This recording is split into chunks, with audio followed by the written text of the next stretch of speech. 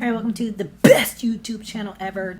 Today's video is on a couple tips for naturals to lose fat fast. So you may be thinking, what do you mean natural? Well, what I mean by natural is basically you do not use anything to help or assist you lose weight or lose fat. There's different stuff that you could use on the market. If you want to go into super supplements, you can use stuff to help you lose fat. Obviously, because I am in the world of bodybuilding, 30-inch biceps, then you would know that it's pretty common using stuff.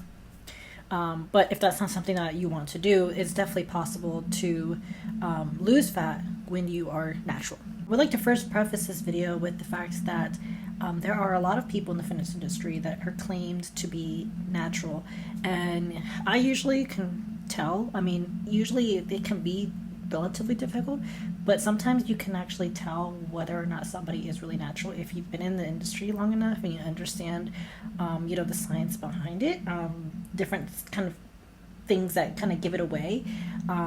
If you don't know, then typically you can't really tell, but I will say that there are a decent amount of people that say that they're natural when they're not natural. And so that even gets into the conversation of what he defines natural as. Natural can mean you don't take anything, right? Maybe to some people taking like hormone replacement therapy, you're still considered natural because you're in a natural levels of your hormone levels. So technically, I guess it comes down to what really is defined as natural to you, or really just the definition in general, the universal definition. But I digress on that conversation. I will also say that it is possible to get really lean naturally as a natural.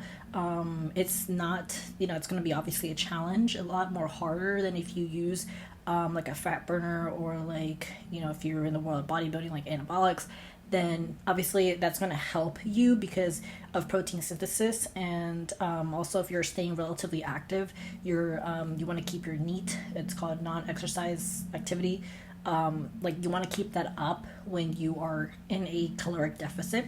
And this is a thing that I think people often kind of forget, is that when it comes to getting in shape or getting, dieting and stuff like that, there comes a point where you're going to hit a wall. And so you're going to have to troubleshoot, like, okay, what do I need to do in order to keep the ball moving? Because there's only so much that your body can handle to, like, it can be very stressful for your body to diet. So when you start cutting calories more and more, your body is going to start to resist you, because it's going to start to think that you're putting yourself where it's in starvation mode. So it's going to try to hold on to as much fat as much as possible, because it doesn't know when it's going to get more calories next. So that in mind, then as you lower calories, your basal metabolic rate also will go down, which is not a good thing, right? Because then let's say you're at 1,200 calories or 1,000 calories, then you're going to hit a point where you're at 1,000 calories and you still can't lose weight. It's very, very, very much common amongst specifically like females or women, where they just can't lose any more weight at 1,000 calories because they've been dieting for so long. So if you're in that situation, what you can do is add in some carbs, like do a day where you eat, I don't know, like let's say you haven't been eating any carbs, you can have a day where you eat 200 grams of carbs or 300 grams of carbs, and then the next day you go back to your normal diet, and usually you'll drop weight because now you're messing with hormones. And this is the other thing. The first tip that I have, well, that was kind of the first one, but I guess the second one would be you have to sleep, okay? Because if you are, natural, right? If you don't use anything to assist you or to enhance you, right? Or kind of already at a disadvantage, right? Than if you were to use resources at your disposal or at your fingertips. And so you really need to prioritize sleep, and that goes for everybody, but it's super important if you are like just a beginner, or like I said, or just for everybody in general. But really, if you are like natural, you need to sleep, because what sleep does, and there are studies to prove that when you don't sleep, your ghrelin levels, which is the hormone that's produced that tells you like, hey, I'm hungry, that starts to go up. And then your leptin levels, which is the hormone that releases when your fat cells are satisfied, satiety, right? That starts to, the levels start to go down, I believe. because you're essentially not satisfied, and so when you don't get enough sleep, you actually start to crave sugar, and so that can lead to a whole bunch of problems, right? So it's really very important to sleep. And now if you're saying like, oh well, I work a lot, I work 3 jobs, or I have multiple businesses, and I can't, I just need to work and I just can't get 8 hours. Well, there comes a point where you're going to have to make the decision on, is this really something that you want? Because building, your fitness or your health, if you will, or whatever your kind of goal is, if it's aesthetics and bodybuilding, for example, it's kind of like a job. It's a lifestyle. It's like a job, and part of that is making sure that you are getting in enough sleep for your recovery.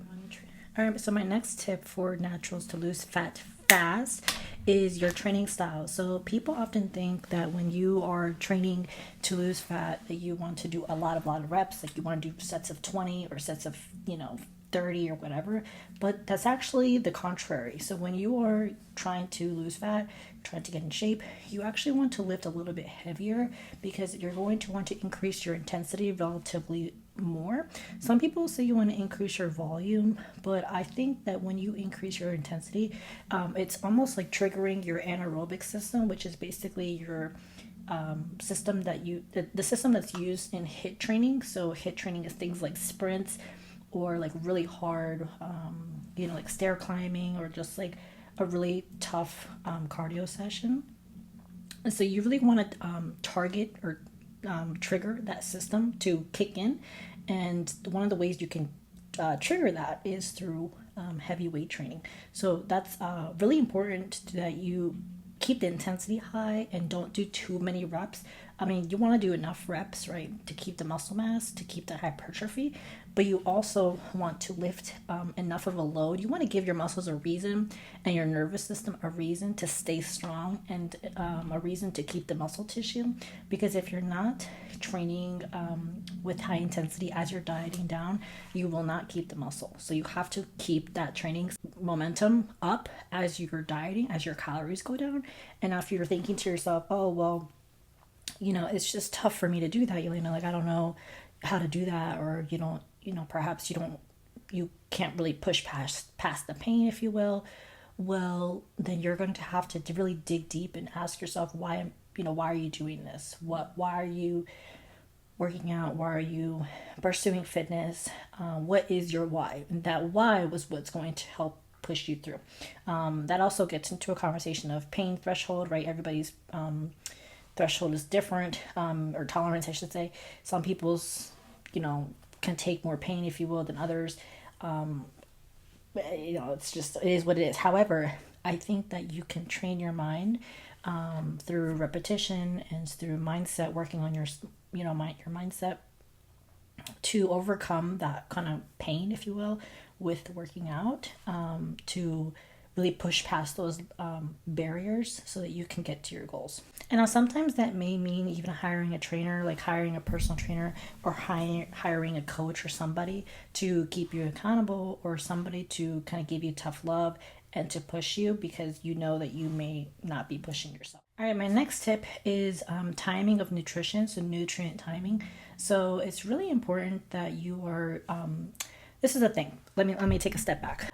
One of the things that you can do is fasting, and then circling your meals around your workout. Okay, so if you're going to work out around 11 a.m., then you're going to want to eat around, you can say, maybe 50% of your calories around that times pre-training, and then about maybe like 10% of those calories after your training.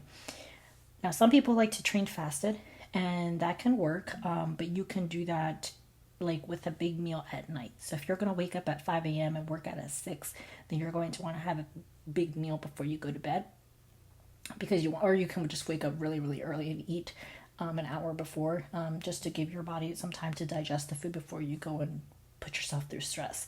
But nutrient timing is really important. You want to make sure that you are purposely putting yourself in a position to have enough calories to get you through your training session, and then you can eat a little bit after your training session and then fast for the rest of the day, and then eat 1 to 2 more meals, in the evening or what have you. Tip on how to lose fat fast as a natural is you have to track your calories, right? You have to track how much you're eating.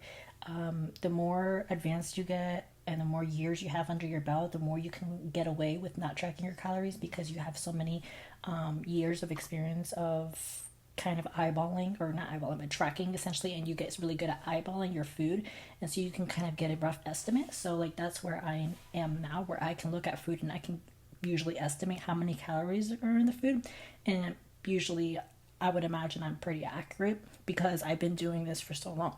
But if you were just starting out, like when I first got started, I tracked everything. I had my weights, my food scale for everything. And so you're going to want to track everything that you put in your mouth. Okay, every little almond, every cookie, everything that you are eating, you need to track, because you don't have enough wiggle room, like as a natural, to like cheat or to cut corners, if you will. That's not to say that you can when you're not natural, but it's just you have a lot more stacked up against you that you need to make sure that you are on top of your game, if you will. Let's say you're working 3 jobs or 2 jobs or what have you, and you're like, I only sleep like 5 hours, Yelena. I mean, how can I get 8 hours? Well, you're going to have to make a sacrifice. And if you start getting into fitness, you start getting into working out and stuff like that, you can always find other ways to make money and supplement that income that you're losing from doing labor work, right? Because everything in this life really is labor work unless you're an investor. I mean, if you are in the working class, you are basically taxed, right? If you were taxed 30% plus, which more than likely you are doing labor, okay? If you're an engineer, you're a laborer. If you're a teacher, you are a laborer. If you are an administrator, you are a laborer. Everything you do that is taxed heavily is labor work, right? You're exchanging your time for money, and that takes energy, right? And not just physical energy, but also mental energy, right? Your brain takes a lot of carbs. It really loves carbs. So that's also another factor that you have to kind of consider depending on how strenuous your job is. So if you have a very stressful job, and on top of that you're trying to lose fat, and on top of that you have a big family and you have other responsibilities, you have a lot on your plate. And so you need to really look into managing your stress and managing your priorities, and making sure that if your goal right now is to lose fat or is to lose weight for the next 6 months, you need to make sure that that is at the top of your list. And maybe that means not prioritizing maybe family time, maybe not prioritizing your job as much for the 6 months. Sometimes that's what you need to do, or that's what it takes in order for you to see change, especially if you were a very, very busy professional or just a busy person. Something's going to have to give. I made a video talking about like sustainability, and I use the analogy of a bucket, right? If you have a bucket of water and you keep pouring water in it, eventually the bucket's going to overflow if you have too much water, right? So you need to reach a point where you're going to have to pick and choose the time and place to add water into the bucket so that it stays in homeostasis, right? You don't want it to go too far negative, but you also don't want it to go too far positive. So you have to have some kind of like a balance a little bit. And it's the same thing when it comes to your fitness and your lifestyle and your life, really. You need to establish priorities, establish boundaries with the people in your life, and say, hey, for the next 3, 6, 8, 12 months, I'm going to be focused on my fitness. And or you don't even have to explain to them what you're doing, but you just say, hey, I'm just taking some time to just focus on myself, and during this time I'm going to be doing XYZ or what have you, and that's that. And you just focus on yourself for that, that time frame, and you really dial in on getting yourself to your goals, right? Because again, if you're trying to be a CEO of a company, and on top of that you're trying to lose 100 pounds, and then on top of that you have family life, and on top of that you're doing like community work, and on top of that you have an online business, I mean, it's just so many stuff. You need to take it one by one, okay, one by one, and learn to manage your stress, right? And establish a plan that works for you, or a system that works for you.